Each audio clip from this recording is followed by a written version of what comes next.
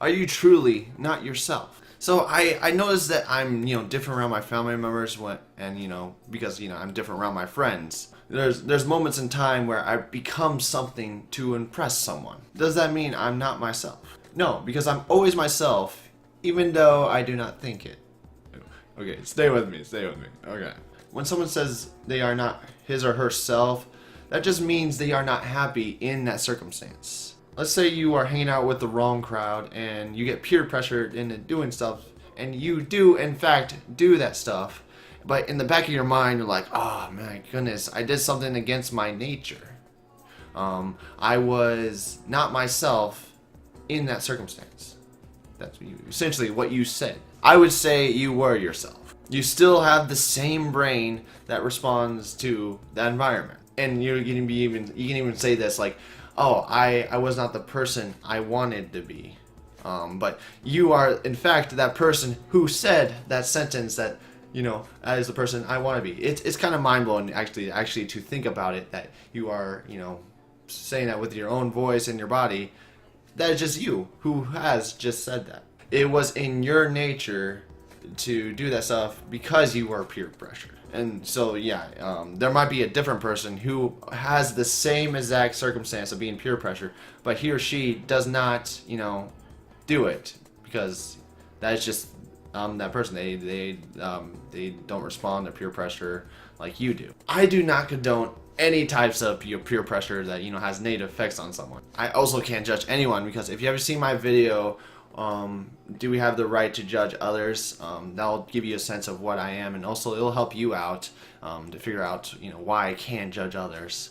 But I'm also on the side of peace, wherever it keeps the peace. What makes everyone essentially happy, which I know it's impossible, but nothing's really truly impossible. But I'll try to get it close to perfection. I'll try. At least we'll try. I explained that. So back on the subject of whether you are yourself or not. Here's a good question. If you're acting as a character in a play, are you yourself? I still personally think you are yourself, because it's just you who is presenting the character in a certain way with your movement of your body, and also raising your voice and lowering your voice.